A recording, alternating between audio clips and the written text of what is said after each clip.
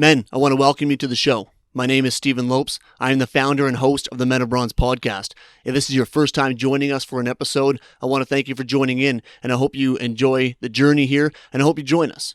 If you are a return listener, I want to thank you for your continued support, and I'm happy to hear that you're enjoying the content. My guest today is Blair the Flair Cobbs. He is the self-proclaimed most exciting man in boxing. He is a welterweight rising star, and he is undefeated. He has an interesting story. He was raised in the Hollywood Hills, quite wealthy, before his father was found after a plane crash full of cocaine, and they had to flee to the slums of Mexico. It was there he found his purpose in life, and that was boxing. He made his way to the slums of Philadelphia before finally moving his way to Vegas, where he made his break. He now fights in Vegas, and he is the most exciting man. I've watched a few of his clips. They're very exciting. He's a great fighter, and he truly is a rising star. Before we get into the episode, I want to ask you to subscribe to the channel, whether that's on YouTube or whatever podcast app you listen to. I want to ask you to rate, subscribe, and review, and most of all, share with your friends. The work we put into this podcast takes a lot of hours, and that's all we ask. It takes about a minute of your time. So please subscribe, rate, review, share it with your friends, and I hope you enjoy the episode. Blair the Flair, thank you for joining me tonight, brother. Thank you. Thank you for having me. How you doing tonight? I'm doing wonderful. Just hanging in there, as we say, hanging on with both hands. Yeah, good. I know it's been lockdown. I know it's crazy tough times right now with the COVID lockdown, but you know, all we can do is the best we can, right? Yeah, absolutely. Just keep having faith. Yeah, I've been looking forward to our conversation over the last week or so, and then looking into your background and stuff. I know we're gonna have some pretty cool conversations tonight, so I really appreciate you coming on the show, man. Absolutely. Thank you for having me. Absolutely.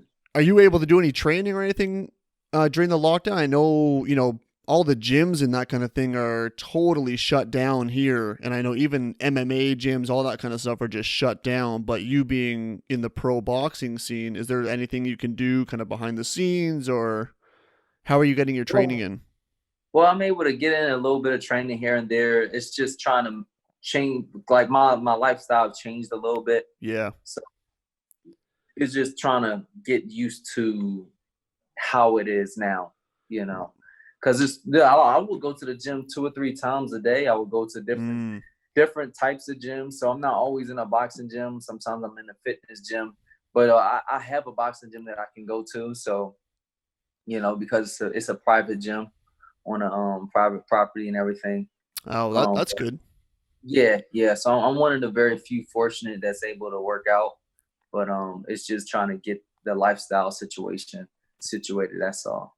Yeah, I know it's been really tough for people that are in gyms all the time. You know, it's easy for me. I've got a home gym in the garage, so working out for me hasn't changed at all. If anything, I've been working out more, which is nice. But I've always been thinking about people that need these certain facilities to train and how that's affecting them. And at this point, I'm wondering, you know, how many people are just sneaking in the back door and getting those workouts in, especially someone like yourself who is training at a professional level. You know, you can't just skip training for 4 months. Yeah. I'm going crazy if I skip 2 or 3 days at a time. Yeah, I'm going crazy right now. You know, it's ridiculous. You know, I'm just trying to hold on. I can't wait until we get a fight coming. Yeah, and everything is situated because I can't wait for game time and this whole thing to be over. What does a regular training routine look like for you in boxing? Like, do you do heavy weightlifting, or do you do a lot of just a lot of cardio? You know, the classic skipping, that kind of thing, or is it a mixture of everything? Well, in boxing, what we're trying to do is find balance, which is really, really hard. So like, there's times where I'm focusing on sprints, high intervals, and like stuff that gets your body to do this. Yep. And kind of basically trying to find that breaking point. Whereas though you just right at the point where you quitting, you know, and I would usually use that towards like the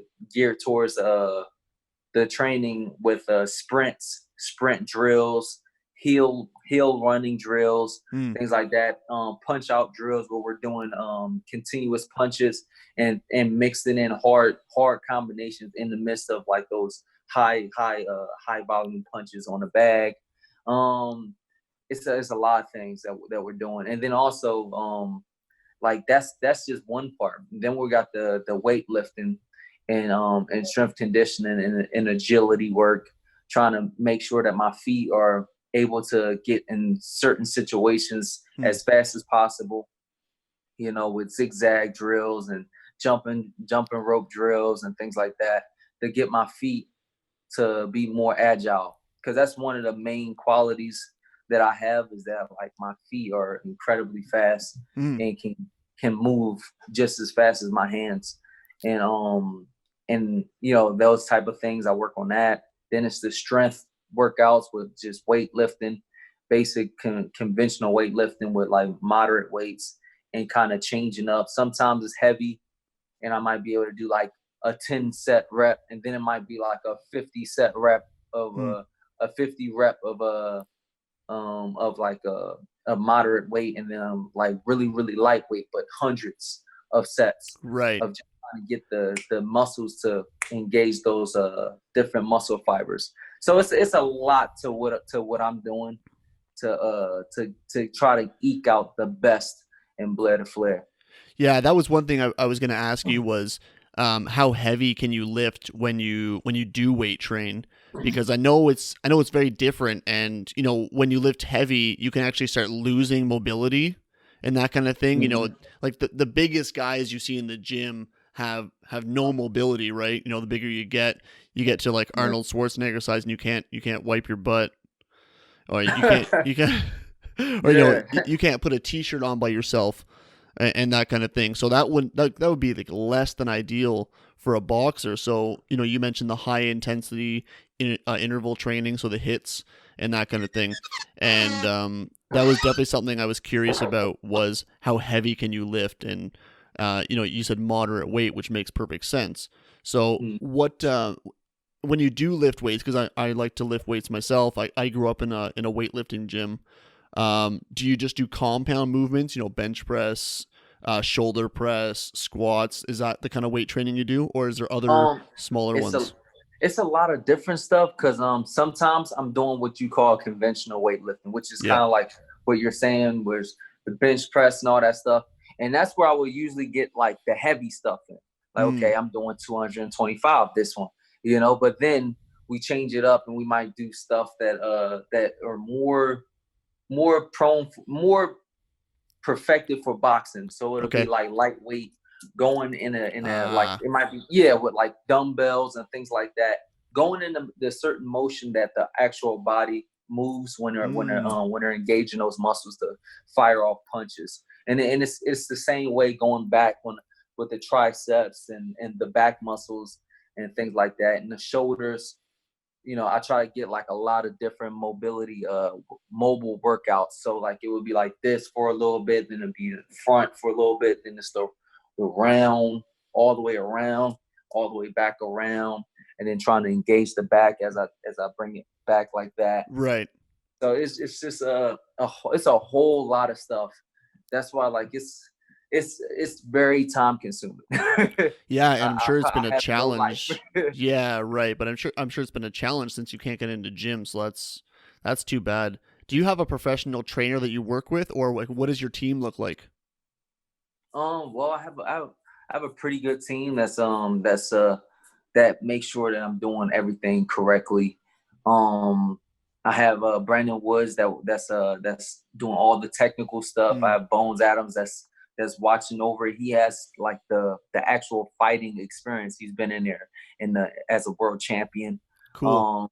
And a couple other people that are still like watching and making sure that like I don't hurt myself to make sure I'm getting the most out of my workouts and pushing me to excellence. Oh, that's awesome. One thing I wanted to ask you as well. I just recently picked up a heavy, like a training skipping rope, Now I don't know how much skipping you do, but that's like the classic boxer thing, right? You know, it's like any boxing montage you've seen in a movie, the guy's skipping, right? Yeah. And you see any video, any old Mike Tyson video or Roy Jones Jr. or Ali video, and they're skipping. Do you do a lot of skipping? Yeah. I do a lot of skip. Well, that's the first thing I do when I get in the gym. Yeah. Is skip some rope and start engaging those muscles that's in the forearm. Yep. And the bouncing motion to start warming up the ankles and the knees and lubricate all the little tendons in your body and all that stuff. Just trying to get my body warmed up, and then that's when we start hitting it hard in the gym. But it all starts from jumping rope. Have you ever used a heavy rope? So my rope is 1 pound. Have you ever used anything similar to that, or just the light regular skipping ropes? It depends. I've used all kinds of ropes. It depends on what kind of rope you're talking about. See, because are you talking about the actual handle that's heavy?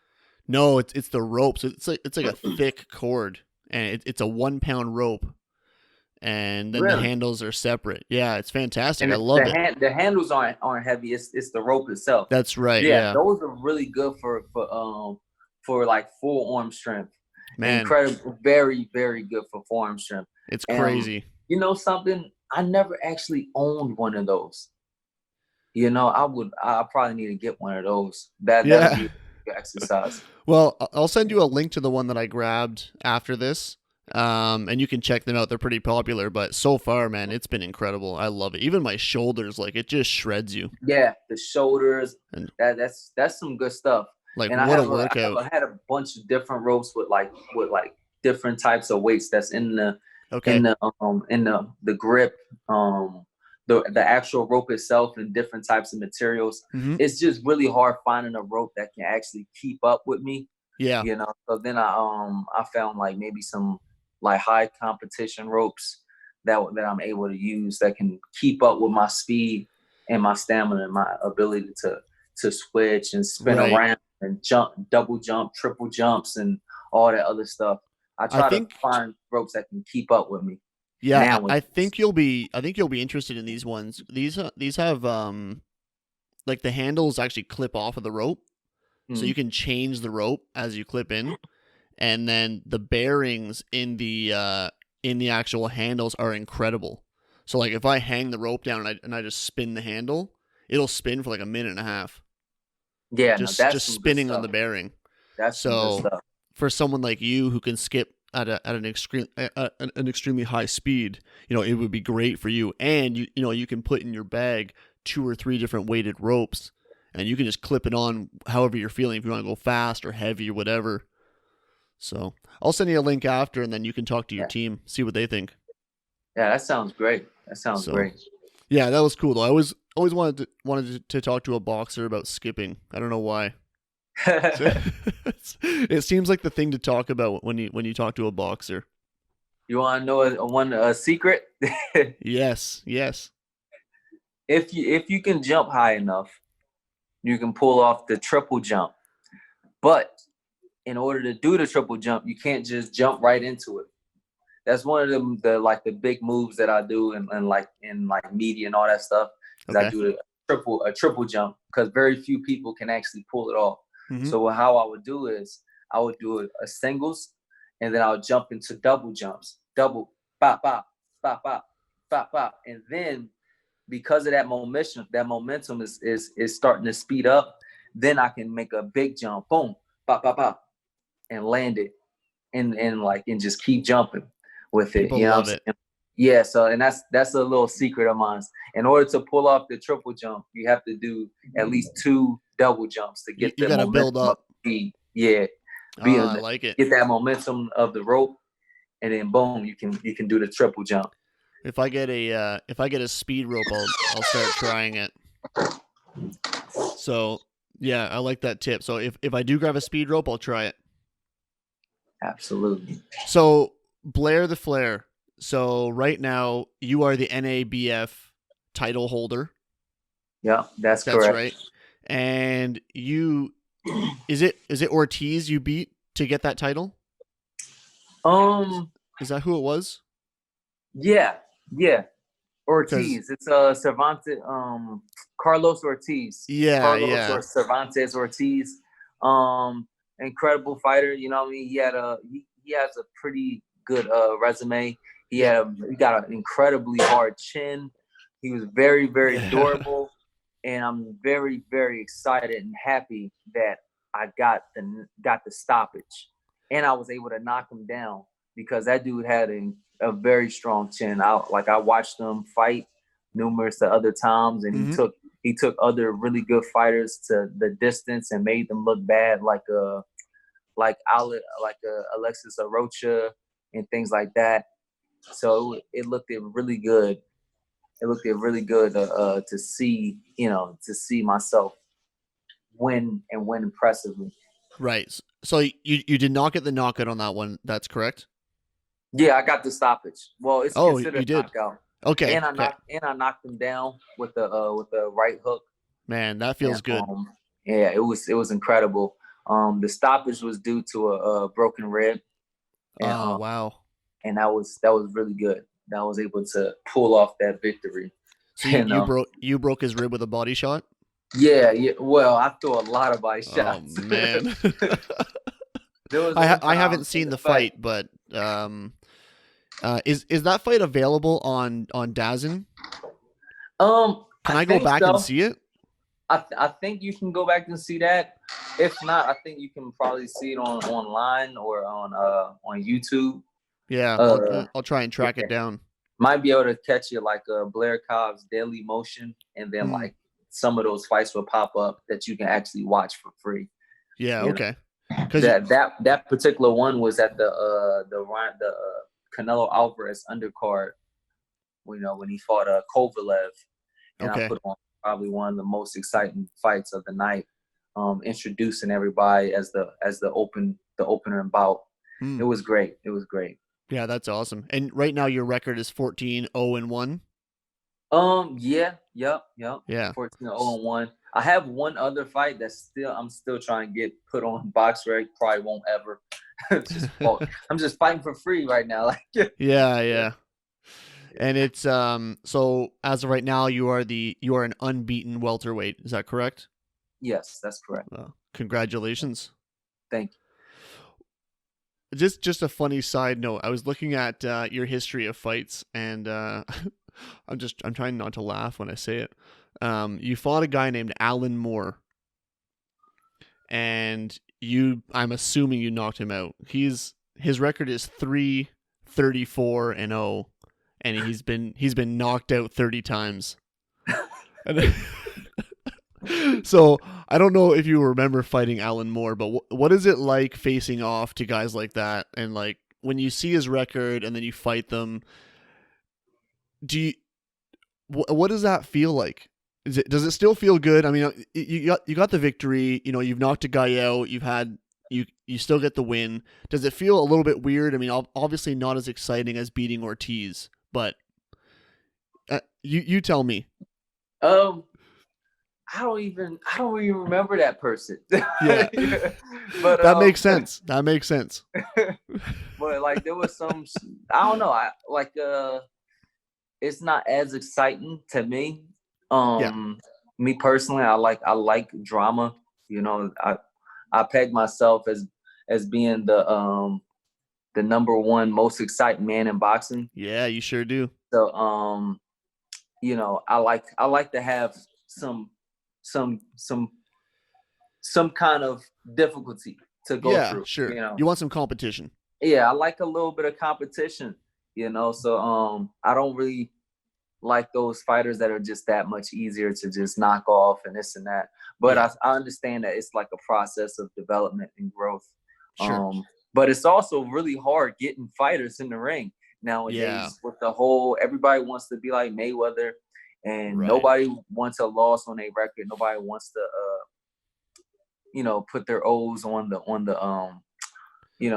table Yeah, and see what happens and take a gamble. I'm one of the very few people that have. And that little time span of just only like 15 fights, I've already became like a highly like known fighter. in Yeah. the boxing world. And that came through fighting undefeated fighters.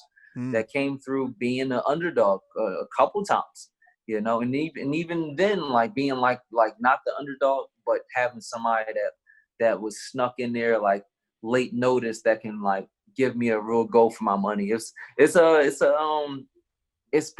been something, and that's a very different way of going up the ladder and developing as Right. a top athlete in the sport of boxing. A lot of these guys aren't taking risk at all. The promoters aren't really putting these fighters in positions to actually prove themselves. So so people like me that don't really have the resources to have a good start in boxing have Yeah. to go through the hellfire. And luckily, like nowadays, I'm able to do that, because nowadays even that's really hard because people won't fight. They won't fight. They won't get in the ring with certain fighters. I went on a 3-year layoff because I couldn't get a Man. fight after like 4 fights. 4 fights, they pretty much ripped me off. Like, yeah, never fight that guy ever. Yeah, that's crazy, right? So as an up and coming fighter, you it's almost like a catch 22. So you prove yourself right away and you knock 4 guys out. So you're a nobody, but you've knocked out 4 guys, and now no one wants to risk fighting you because you might knock them out, so you can't get fights to build yourself up, and you're stuck in this perpetual loop of just being turned down, yet at the same time you're still a nobody, you're not making any money, but you've got the heart of a champion, but you just can't get in the ring. That must be extremely frustrating. Yeah, it's a very, very tough time that I went through. If a person can battle through those times, then he's truly a champion. And Yeah. I say that because, like, to go through that particular time period, you gotta really be questioning whether you want to box or not, whether this is really your passion or not, whether you really want it or not, and in that time, that time of despair, going through a year of homelessness and all that other stuff, it built me to a certain character where I became the Flair. I believed that I was greater than the people that are in the ring with me, and that's how I'm able to become what I am today. Yeah, man, that's fantastic. One of the things I wanted to talk about with you was overcoming adversity, and how incredible what your story is. So, since you kind of segued us in there, why don't we start back and tell us your story a little bit? So, in 2004, is that correct? Is that when you fled to Mexico with your father? Yeah, 2004, 2005, somewhere in that Right. area. So it was your father, yourself, and your sister. That's right. Yeah. And your dad became FBI most wanted after he crashed a plane with over 500 pounds of cocaine in it. Is that true? Yeah, that's true. That's a wild story, man. So tell me about that. So you're my age. I was born like a month after you. So you would have been 14 years old. And did you know that your dad was mixed into this kind of stuff, or was it a surprise, or were you guys like, oh, we're going on vacation to Mexico, or what was that like for you? I didn't know what was going on. Yeah. I'm completely oblivious. All I know is that I'm living a good life. I'm in Beverly Hills. I have a mansion in Hollywood. I Wow. have a very nice house in Beverly Hills. In order for us to go to the high school there, the high school of my dreams, Yeah. and things was looking up. Things was and then very shortly after that, life just took a really tough twist and turn. Man. My father was gone, and I just knew that things wasn't right. And it was a pretty tough time in my life too, because even with that, like losing my father was pretty much the end of everything to me, because I done lost my mother, I done lost my grandmother, and and a lot of other things like that. Mm. So you had lost your mother at an earlier age? Yeah, I lost my mom, I think, around like 10 years old. Okay. Yeah. Yeah, that's tough for a kid growing up. I mean, I'm a huge proponent. I support, you know, two parent families. I think they're extremely important for the development of kids. You know, I would never want to see my kids without their mom or without me. So I'm sorry you had to go through that, brother, but it's incredible that you've been able to fight through and overcome it and become the confident person that you are today and to become a champion. So, you know, kudos to you for fighting through, because a lot of people would use that as an excuse to be a victim. And you see it all the time. Someone hits adversity and now they've got the victim card to play. And they've always got an excuse to not improve themselves, to not do better, to not work hard because, you know, they've experienced something that you haven't experienced and you don't get it. So you don't understand what it's like. So I think it's incredible that you've been able to overcome that. Did you have anyone in your life that stepped up to support you, or what was that like growing up? No, like the life of myself, like growing into a man, was pretty tough. Yeah, I bet. Like when I was in Mexico, all I had was boxing. Hmm. Like I eventually stumbled into a gym. A friend of mine's that I'm still friends with to this day. Had we found each other, Yeah. and like and I'm like, oh snap, you speak English too, Yeah. you know, one of those things. So like, what you doing? What you doing here? Okay, yeah, yeah. And then like we got together, we're playing basketball and all that stuff. And mind you, I'm the worst basketball player ever in the Sure. history of basketball players. But one day we was like, oh, you know what? We need to go to a boxing gym. Hmm. Like, yeah. Let's go to a boxing gym. It'd be like playing fight night, this and that. And then we ended up going to the gym, and one thing led to another. Like I started fighting. I sparred on my very first day of boxing.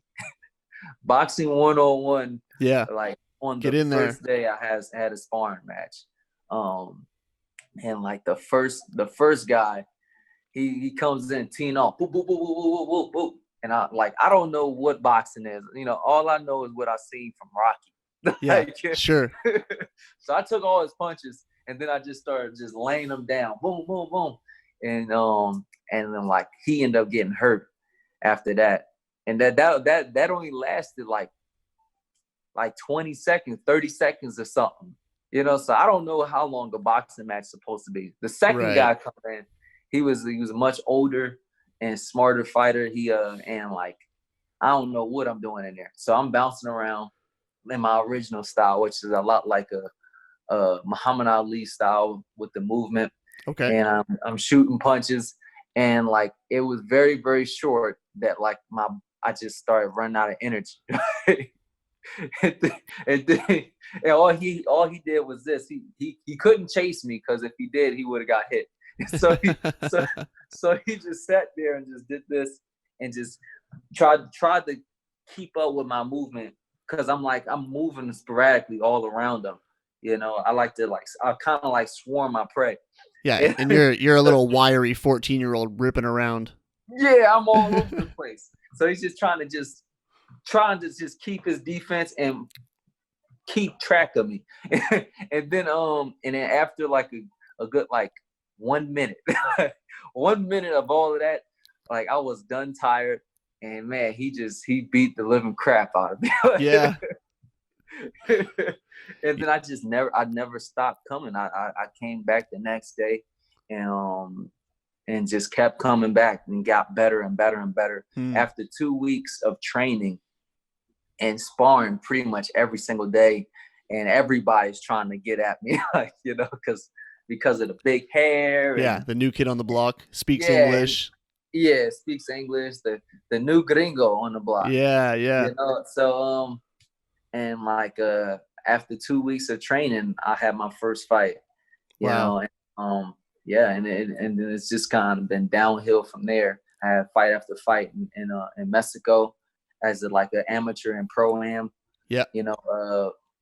like a semi-pro type of thing. And after like 2 or 3 years of that, I ended up going. I had an opportunity, and we finally made it back to America. Yeah. And yeah, and then started boxing in New York for a little bit, and then life really took a bad turn, and I ended up stuck in Philadelphia for quite a bit of time. Hmm. They've got you listed as from Philadelphia on your bio, but you're from Hollywood though. Is that correct? No, I traveled a lot. Okay. In my younger days, I have lived in Hollywood for a few years. Yeah. I was born in Philadelphia, Okay. and so like when everything pretty much was down, and I had absolutely nothing, no family, no friends, nothing. I ended up like going back to where I started in the very, very, very beginning, which Okay. which was like in Philadelphia, in the slums, like Yeah, trying to figure out and dodge bullets, and like man. trying to understand the society. It's kind of it's a real weird situation when you get put into that type of environment where you're not really from that environment and you don't Yeah. understand that environment. So it was a very long and tough, grueling learning experience trying to understand that environment, because it's kind of like putting a freshwater fish in salt water. like Yeah. he's just not supposed to be there. Like, no, he's supposed to be in like California or somewhere, like Yeah. not Oh, in the I couldn't slums of even Philadelphia. yeah. I couldn't even imagine I grew up just in like a regular small town, but even going to the city would be difficult for me, to go to an American city, which is they're so much larger than Canadian cities, and to also experience a city like Philadelphia that's ridden with crime and gang violence and all that kind of stuff. I wouldn't even be able to imagine what that would be like as a young man with no father and no mother, no one to guide you, and to be stuck in that scenario. And again, I want to give you more kudos to overcome that as well, and to not succumb to the streets is incredible. And Yeah, one thing I wanted to mention as well was I was listening to your story, and what I found so cool was, when I brought up Alan Moore, this nobody that was, 30, been knocked out 30 times, 3 and 34, and you had almost no recollection of that fight. But what you did recollect perfectly was the first time you stepped in the ring. yeah, And, yeah, how much more significant was that in your life than a professional fight against this nobody, which you would think on paper like, oh, he remembers every fight, but you remember the first time you stepped in the ring and you put those gloves on and you sparred with those other nobodies, and that changed your life. And how pivotal that must have been in your life. It's that changed you that day, and something sparked in you that, I mean, obviously there's something else in you as well, because you've been in these incredible situations and you always seem to pop out on top. So like you keep telling me these, oh, I went to the streets of Mexico and I came out a fighter. Then I ended up in the streets of Philadelphia, surrounded by gang members and all that kind of stuff, and here I am. So, how did you make it out of Philly? oh man.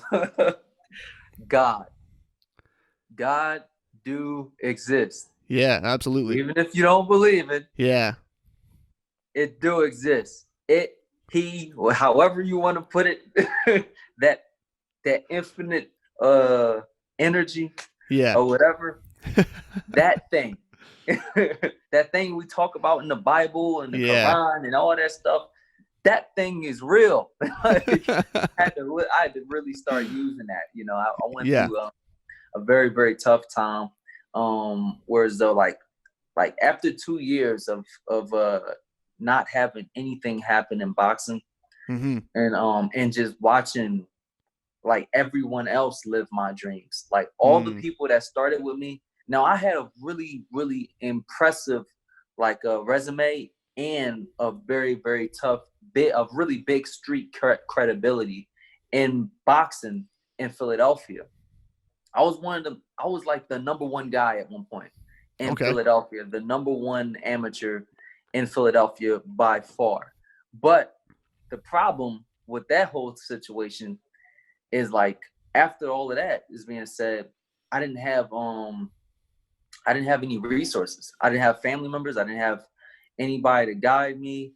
So I will fall victim to just not having the right people around me and Yeah. the right resources to get me to that next level, get me in touch with the people that have money, the people that can take chances and grow an athlete to become a world champion, or even try to take a fighter and connect them to one of the major boxing companies like Golden Boy, like PBC with Al Heyman, like Top Rank with Bob Arum and things like that. It's that scenario is very, very tough to do.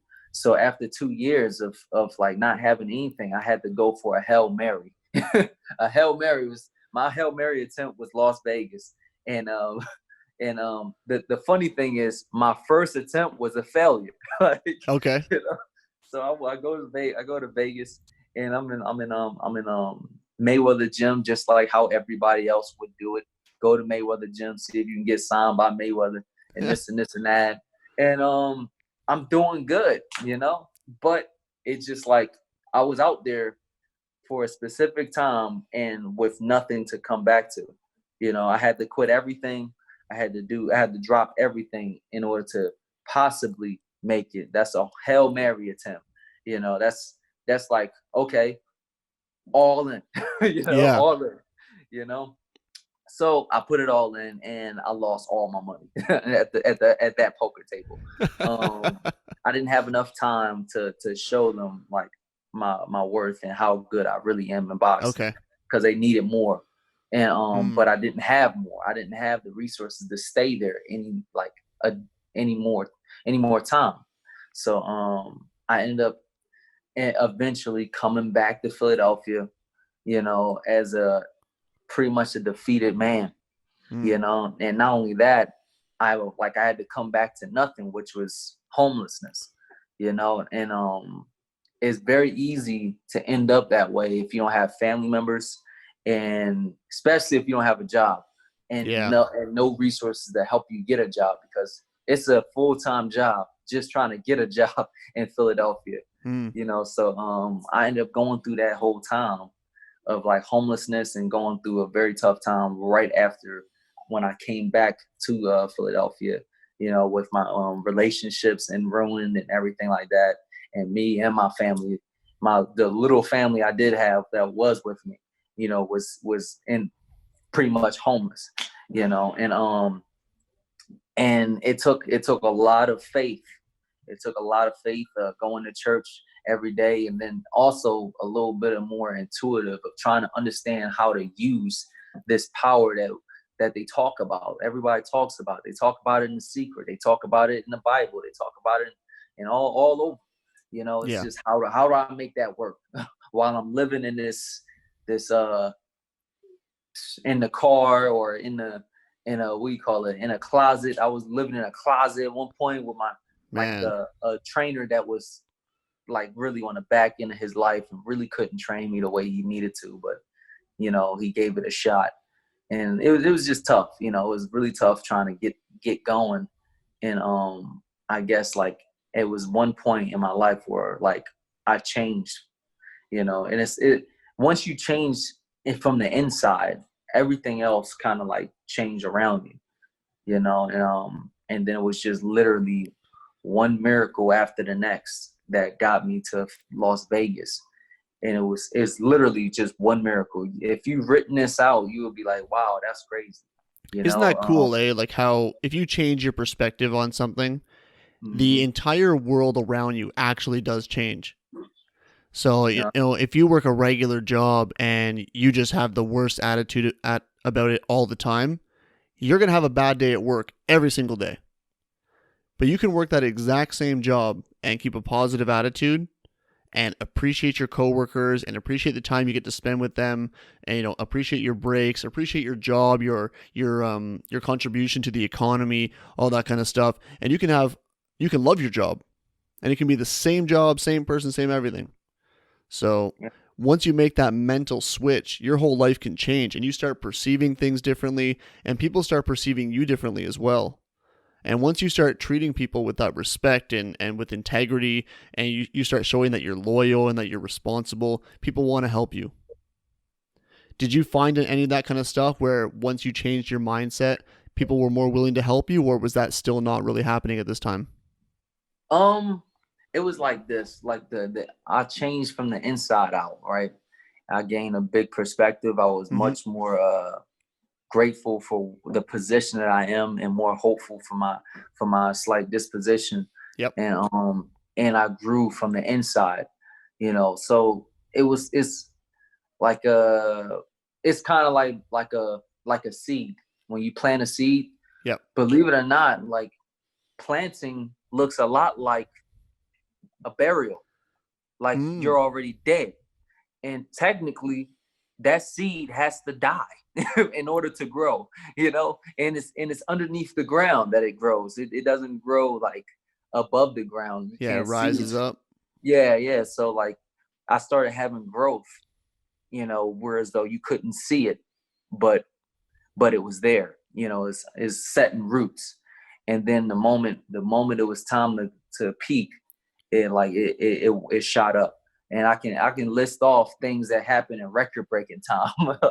Like for instance, life I was trying my best to just make things work and happen as best I can, until life and everything around me forced me out of Philadelphia. I was forced out before I just left. I was forced out. There was absolutely nothing left for me at that point. And I got my car, packed everything, packed my family, and just drove. And like this car, mind you, was broken down. Like the engine was shot and everything. It was a Cadillac CTS. The engine was shot and everything. I luckily found a mechanic. I call him the miracle mechanic. He was able to do that job, which was fixing the engine. And mind you, he took so much stuff apart. It was like a $2,000 job that he did on the engine. And he did it for $300. So like, wow, you can't make this stuff up, And then after that, I take it off on the road. I luckily run into like the certain people that like I needed, and it just happened. And I was able to get everything that I needed for the trip. And I drove nonstop, like don't even sleep, like drank some coffee, stay up through the night, 2 days, all the way from Philadelphia to Las Vegas, nonstop. Like I was so scared of stopping, that like sometimes I wouldn't even turn the car off. Like, like if we stop for gas, like don't turn the car off, just keep it going, drive. Yeah, you want to keep the car going. You want to keep the momentum of your new journey going. If you're going, you're going. Not only that, because the car is is on its last leg. Yeah, it might not turn back on. Yeah, it might not turn back on. We definitely can't do this just in the middle of nowhere in Kansas. Yeah. So we drove and we made it. We made it to Las Vegas, and we were in Las Vegas homeless at the time, of course. But we felt way better. Like it's way better living there homeless than it is living in Philadelphia homeless. Yeah. So at least it's warm. Yeah. At least you got some hope. The economy is not in the shit so bad. Yeah. So me and my significant other, we're going out to get jobs. And mind you, we only applied to one job. So I applied to one job and got that job. She applied to one job and got that job. Wow. Luckily I had the right amount, like just the right resources at this specific time to make things happen. And it's like it's just like a dream come true. I only applied to one job and got that job. And after like my second paycheck, I mean? Matter of fact, I didn't even work I worked one full paycheck, and like I actually like timed it perfect to a point where like on the very, very second end of the pay period, I quit my job. So then I had another paycheck coming my way. And I quit my job, and I was only in the air for maybe like 4 or 5 days before I landed a manager that was willing to not only pay me the same amount that I was being paid at my job, which, Wow. mind you, was more than I ever made in my life. Yeah. You pay me the amount that I need to be able to build up to an athlete. You know, I ran into Bones Adams, and then we kept it going. It was like very, very quick. Like shortly after being signed to a major man, like a manager that's willing to put in the money and take the gamble, without even knowing me. You know, Wow. you don't even know how good I am. You know, he's like, man, I remember being in his car, and we're driving to Mexico, because like for some reason I had a curse on me. Like every time we try to get a fight, something happened. So we just forced it. We're like, you know what? No, we're going to go to Mexico. We're going to finally get you your first fight back. Fight somebody. Yeah, just fight somebody, anybody. And I remember in the car, man, he's like, man, I don't know why it's so hard getting you a fight. And like, you know something? I can just like, look, man, you better know how to fight, man. Because the amount of work that I'm going through to get this one fight, you know. And how long had you been training with him at this point? Not that long. Not that Right. long. I hadn't even been training that long. It's just, you know, I just started. Like we have some footage of that particular time period and on YouTube where I sparred Devin Haney. And that was the time period. Like I just got in Las Vegas. I'm out of shape. So I only got like maybe 2 or 3, 4 rounds in me, period. Yeah. And like I was just so off, you know, but I still had talent to be able to look good. And I was still building up. And I got my first pro fight back in Mexico finally, in Tijuana or whatever. And then it's just been downhill from there. Like shortly after that, I became Nevada Boxing Hall of Fame. And then after that, NABF champion, you know. And not too long after getting my manager, I ended up signing to Golden Boy Promotions, which was, it seemed like it was all a dream come true. And it literally happened effortlessly and very quick. It wasn't like it was like all this time I was working hard. And then finally, like everything just started going, and it's been downhill from there. Is Bones still your manager? Well, Bones co-managed with he helps out and he co-manages with Greg Hanley. Greg Hanley is my manager. Okay. He's the guy behind the scenes that owns Prince Ranch Boxing. Okay. And I got him out of retirement. You know, I got Bones out of retirement. Literally just created everything around me. And now you're signed to Golden Boy. Is that right? Yeah. And how many fighters do they have? Oh, they have quite a few fighters, you know, but I like, and that's another thing. I ended up becoming one of the major attractions for Golden Boy. That's cool. Just by just that same power that's going. I ended up taking some really, really tough risks last year. And it paid out. It paid out for me. I fought a guy where I was the underdog 16-1. Wow. You know, if I had bet on myself, I would have got rich. You know? Yeah. I remember like after the fight, somebody had sent me a check or whatever of how much they made. And this is somebody that's in London. Somebody had made like close to $1 million from betting on me. And you're like, man, give me a cut. Yeah, right. I'm like, man, that is dope. I didn't even want to cut. I was just like, yeah, that feels good. You know, so somebody believed in somebody. Yeah. Without giving details, how does like paying as a boxer work? So you're employed by Golden Boy, is that right? So they pay you, or how does that work? Well, technically boxers are self-employed.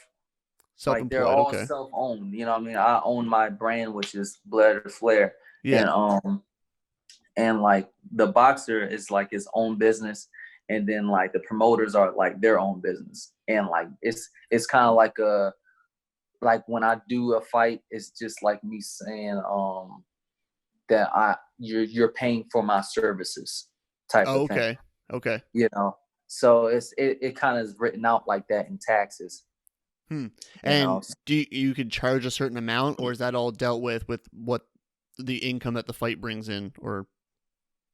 Well, they usually put down a certain amount that's that, like, you know, we all come to an agreement. Okay. My management usually takes care of that. Like my my advisor Malik and and Greg, they both come together and you know, try to square a deal out with Golden Boy exactly how much money that needs to be made for a Hmm. specific fight and for a specific caliber fighter, and whatever we need to do to make the fight happen, we make it happen. And then, like, of course, once the money come in or whatever, it gets evenly distributed, you know, to the parties that be, you Yeah. know, with percentages of, all right, the management, the trainer, and I also give a couple dollars to the cut man and everybody that's in my Hmm. corner that's helping this product come to the you know, to the lights, which is Blair Yeah. Flair. Yeah. You need to take care of your own, right? Yeah, absolutely, absolutely. Yeah, one thing I've noticed about you is, you've obviously got like an outgoing personality, and the first thing I noticed when I watched a clip of you was, I was like, this is, you remind me of Roy Jones Jr. Which is a compliment for sure, because he's one of my Yeah, favorite my favorite fighters of all time. Roy Jones is incredible, and he's a legend, right? He was a welterweight, right? His main weight class, but he his main also.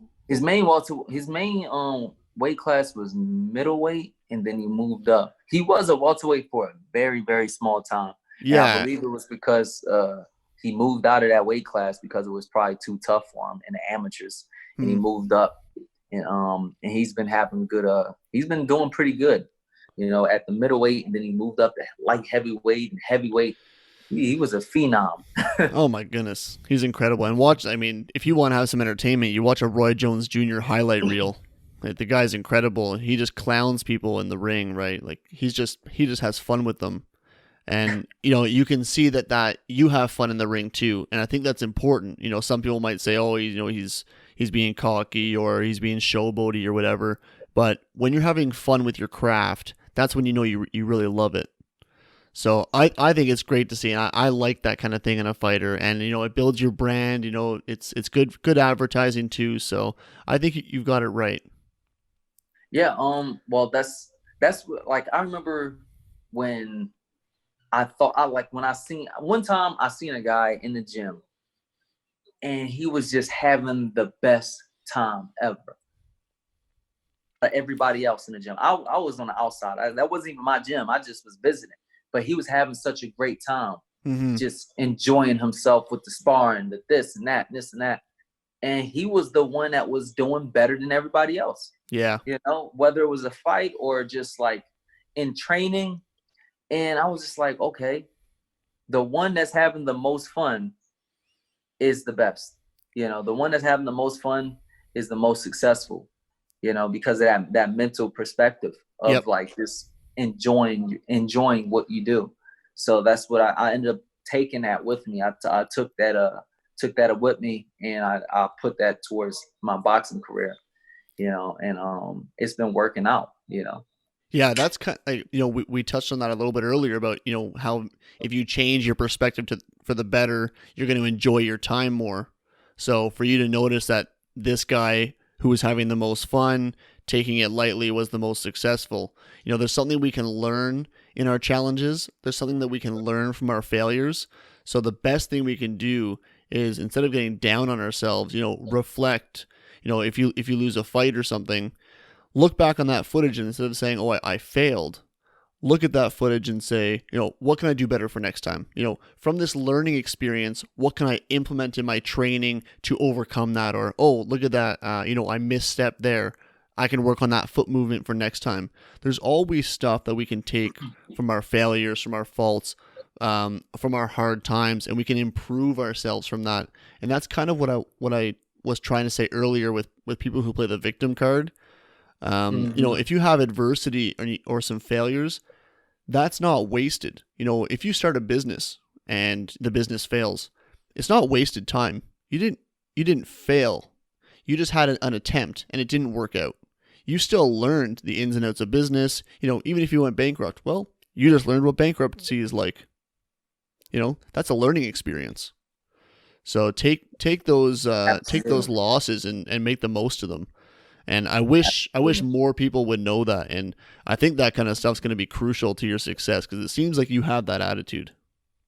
Yeah, well, I mean, that's one of the main things I watch a lot of those motivational tapes. I watch them every morning, and it's part of my ritual and stuff like that. And I remember Denzel Washington saying, fail forward, fall forward. If you're going to fall forward, because that's kind of what I brought to myself. I made sure that if I do come to fail, if I do succumb to fail, it's to grow from that pain and become way better, 10 times better than I was before. And also the learning experience, like you said, I want to touch on. And it's funny how you said Roy Jones. That's funny because you kind of pegged me real fast by saying that. Knowing who you are, is one of the main things when it comes to boxing, and knowing your weaknesses, which is very hard. Most people don't know their weaknesses. They don't know their limitations. They don't know who they are really, and I came to the realization of who I am and my limitations and what I need to work on. Like, I came to the realization that what type of fighter I am after watching all of these fights and kind of gauging like the similarities of how fighters are. Like, I was just that one guy, that one guy that's just that much exceedingly talented than everybody else. Yeah. My talents are so ridiculous that I need to keep them in check. Seriously, my trainers are there to keep them in check. Look, Blair, we need you to slow down. We need you to slow way down. You know what I'm saying? Because I can take it there and I can go ridiculously fast and all kinds of things like that. And it has a positive, but it also has a negative. I could be like Roy Jones, but then I would be plagued with the fact that I wouldn't have good technical boxing skills that will be able to carry me for fights when I get older. And what do you know? By the time I make it, I'm already 30, and people are already calling me old, even though my body is very young. And I'm probably about 24, 25 right now, body wise. But I'm 30. I feel great. Yeah, right. So I feel great too. I had a growth spurt just last year. I was 5'9", and then balloon just blowed up to 5'11" and a half. That's a literal fact. Crazy. Who does that? You went on the stretcher? Yeah, I don't even know. I just started noticing I was like my mirror was getting smaller. People were starting to get a little bit shorter.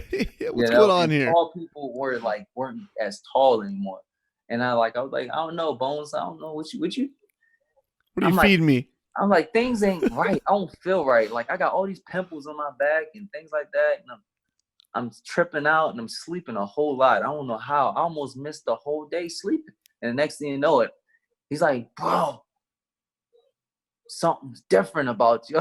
You talking about it man, I don't know. I think you got taller. What? I'm like, man. And I went to the doctors. They yeah, man, you went through puberty. I'm like, what? Again? Again? Yeah. So I'm like, okay. I'm like, all right, well. I've been here before. If I move up to heavyweight, that's good. Some good height I need. If I need to go up in a heavier weight class. But yeah, I already knew what kind of fighter I was. I was that one guy. They call them freaking nature fighters, which is and Roy Jones was that guy. Oh yeah. Manny Pacquiao in recent years is Yeah. that guy, the freaking nature. In olden days when Sugar Ray Leonard and Tommy Hearns and all these guys were fighting, Sugar Ray wasn't the freaking nature. Who was the freaking nature was Aaron Pryor. He was the freaking nature fighter that nobody wanted to face, because he just had that. His ability was just that much higher than everybody else's, and but it has weaknesses, Sure. So I try to keep myself grounded. So it's funny that like I have the abilities of Roy Jones, but I'm trained by good guys, and I'm mentored by Bernard Hopkins. Which is the complete opposite of Roy Jones Jr. Yeah. Oh, absolutely. Yeah. So, I'm trying to make sure that the fans and the people get to see the best in the world, be the best. And that's what we're trying to do here today. Oh man. Well, do you have any fights lined up or anything like that? Hopefully we get something very, very soon. I know Ryan Garcia has signed a deal to possibly fight, but then things had took a weird turn. I don't know how it's going to happen. I don't know what's going to happen. I was just going to bring Ryan Garcia up. Yeah. I was going to ask him what your relationship was with him. Oh, we have a good relationship, and I talked to him. Well, I've noticed. Yeah. Well, I found him. I found you through him actually, because I follow him on Instagram. And I had found your account through the comment section on one of his posts. Oh, yeah. And then I was clicking through and I was like, man, I want to talk to this guy. So, I reached out and you were like, yeah, I'm in. It's like, great, let's do it. So that was cool. Great. And then I noticed in the Ortiz pre-fight interview I watched on YouTube, Ryan Garcia was there and he was just cracking up when you were talking. You're grabbing the mic and bringing it over, and he was just cracking up. So I wanted to ask you what your relationship was. So obviously you guys know each other. Yeah, we have a really good relationship. Hopefully we can train. Hopefully we can train together. I've been thinking about going to their training camp and maybe picking up a couple new skills in their training camp. He's they're doing an incredible job with him. With Eddie Reynoso and that whole team with Canelo and everybody. They're doing an incredible job. I got nothing bad to say about him for sure. No. Yeah, he seems like a great fighter. He's like funny 21, how you right? He's young. Off the comments. Because actually he like the moment he found like he got the fight, whatever, he put a post out and I put a comment in like literally 3 seconds after I put a comment and everybody was commenting on my comment and all that stuff, like he literally like texted me, like literally like, yo, what's up? Yo, we got a fight coming up, this, that. Like, I'm like, what? Really? Like I didn't even read in the description that he was actually fighting. I just saw the knockout and said, yo, that's a dope knockout. Like, I didn't even know. So I'm like, what? There's really a fight? Yeah. Oh, you fighting? Oh, that means I'm fighting too then.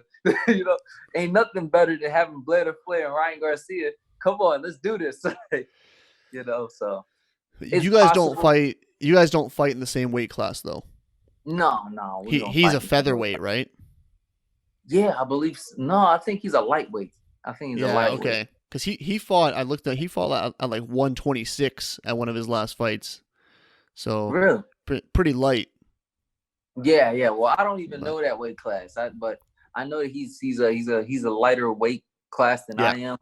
And he's growing. He's getting better. Man, and he's got rockets for hands. It's incredible.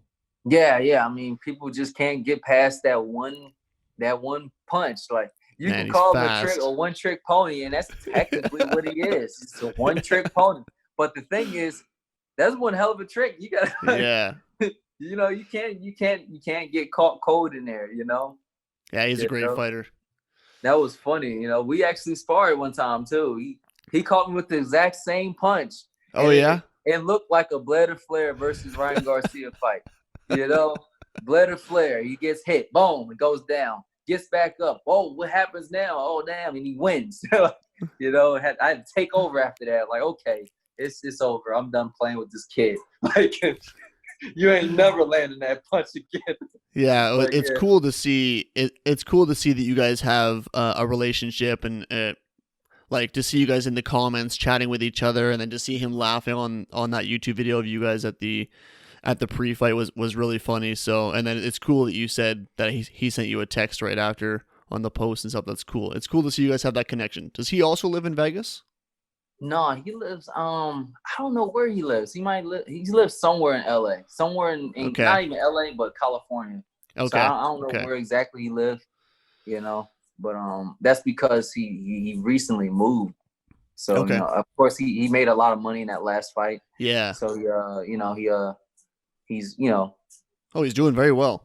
trying to make a couple purchases. I'm pretty sure, like with a house and maybe a car. So I think he just bought a Ferrari. Yeah. That's what he told me. That's what he told me. He's like, bro, you gotta see this. Well, like, this motherfucker bought a Ferrari before me. Yeah, well, as you never know where the future goes, though, right? So you could be right in his footsteps. You never know. You're doing pretty well for yourself too, right? So we're doing pretty good together, and you got to make those steps and keep going. Yeah, well, my travel is going to be pretty tough. I don't have just one or two fighters that's in my weight class. I have a very, very tough competition. Ryan, his competition is good, but we already know that he can beat Tank, and it's not really that much competition, especially if Lomachenko moves and just decides to just like leave boxing alone. There's really not that much competition. I have complete 100% faith that he's going to be, if not already, the number one guy in that weight class. Yeah. Outside of who else? Maybe Devin Haney will probably give him a run for his money, maybe, but that's about it. So it's really, he's definitely got it made. My journey's a little bit different. Sure. I got Terrence Crawford that's already calling me out. I got Earl Spence. I got Keith Thurman, Manny Pacquiao, Sean Porter, and nobody believes I can beat any of them. Well, you got to start Except fighting. For the Flair diehard fans. Start fighting. Yeah. So I'll tell you what. Rumble, young man, rumble. You tell me next time you got to fight, and I'm going to put some money on you because I believe in you. Definitely, you'll definitely be rich if we ever get to signing that contract with some of these major fighters. Yeah, like we're already training for these guys, and that's what makes it great for me. I've already been training for the opportunity that, like, in case we actually fight Terrence Crawford, and I believe that Terrence Crawford is the toughest guy in the weight class. Period, cool. Bar none. But because of his abilities, he's the complete opposite of me. 100%. You have somebody with just ridiculous ability, and you have somebody with not really that much ability, but all the technique. Ridiculous ability, technique down here. Ability down here, technique way up here. Right. It'll be a great stylistic matchup, and I've been preparing for that particular fight. But everybody's tough. We got Ugas. We got a lot of tough guys in my weight class. So it's going to be a very tough road to lay claim to the great one of the welterweight division. Yeah, no doubt about it. Well, you use all the resources you have, and guys like Ryan, I'm sure since you guys have a friendship, like you said, you want to hop out there and train with him sometime. He's got some great resources, so hopefully he can help you out. Maybe he'll listen to this podcast and want to help you out because of it. Well, we talk all the time, So he already invited me. He invited me to his house. Good. Like 2 weeks ago. I just haven't. Well, actually, no. It's been a week. 1 week ago. No, actually, it was just a couple of days ago. Yeah, you got to go over there, man. You go over there, and then I'll get you and him on the podcast together. How about that? Yeah. That'd be cool. That'd be super cool. That'd be awesome. It'll be nothing but jokes. Hey, I'm down. So the last thing I want to touch on with you is, I love what you're doing. I love your spirit. I love your energy. I love how motivated you are. I love that you believe in yourself and you've overcome all this adversity. And I love the one thing that you said in an interview that I watched, that you said you found purpose in boxing. And this reminds me again what we talked about earlier about how you so vividly remember that first time you stepped in the ring, and something obviously changed. And if there's anything that anyone can hope for, is to find a real purpose in something. So tell me a little bit more about, what that purpose feels like to you to find that in boxing. Like boxing became a car. You get what I'm saying? It became what I'm able to move. Yeah. But the engine that actually moves the car is your purpose. And then that purpose got developed through just the ridiculous series of unfortunate events that plagued my life, with going to Philadelphia and Mexico and all these places, and seeing what I seen was so many people that was in pain, as well as myself. And going through homelessness. I've actually been homeless and went and had to stand in the line to to be greeted by other homeless people. Yeah. And going through their trials and tribulations, whatever it is. And seeing that created a purpose in my mind, in my body, my spirit, and bring myself closer to God, and everything made everything pretty much work perfectly in unison. And that purpose is what gave me the drive to actually get to where I am today. Your purpose is everything. Your purpose is the strongest tool that will get you through any truly bad situation, the hurdles they call them, the trials and tribulations of life. When life finally says no, and you still have it in your heart to continue on, your purpose is going to make you say no, yes. Yeah. I'm not taking I'm not going to just take a no lightly. I'm going to continue on and press on. My purpose is what makes me get up in the morning and fight harder. My purpose is what makes me get up off the canvas from a fight, like in a Villalobos fight. I got off the canvas to win that fight and win that fight in spectacular fashion. Everybody thought I was out, and I got up off the canvas and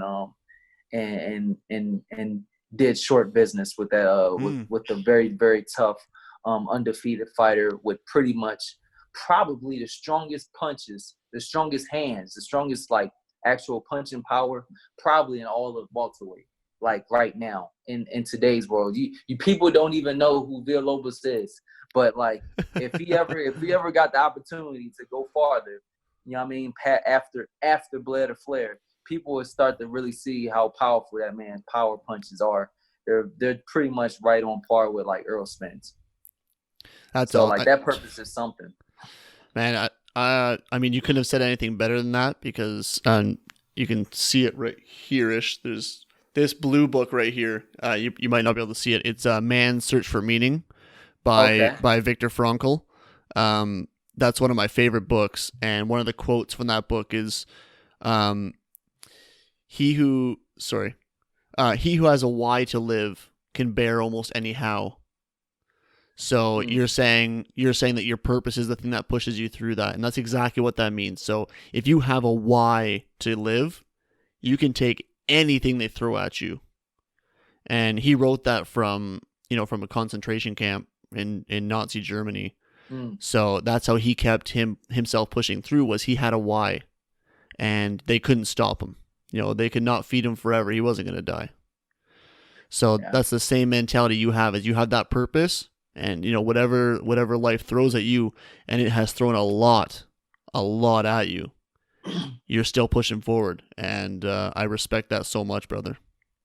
Thank you very much. You need to send that book to me. Send the name of that book to me. I would love to read it. I'll send you the I link. love reading books like that. Like Think and Grow Rich is one of those books that really inspired me.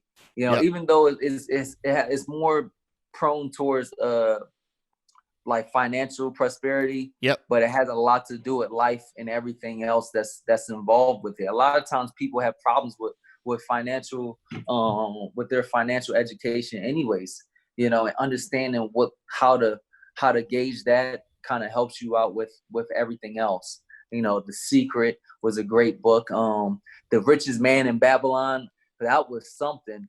That book was actually written right on stone tablets way back in the old days. Isn't that incredible, eh? Yeah, the people from Oxford University had like decoded it and tried to break it down and try to understand the methods behind it, by how a man came from being not only poor but homeless. Yeah. Like not only homeless but a slave. There was a man that was a slave in the richest city in the world at that particular time, which was Babylon. He came from being a slave to the richest man in Babylon, and like just the mentality, the thought process, and the understanding of how to get there was just incredible. That was a very big inspiration as far as my financial life, my business life outside of boxing and in boxing too. It speaks a lot to me, and things like that. It's something, and I like reading stuff like that. Yeah, for sure. I'll send you the title. It's a great book to keep in your library, and every man should read that book. So I'll send you the title. 2 questions before we wrap this up, and I'll let you go.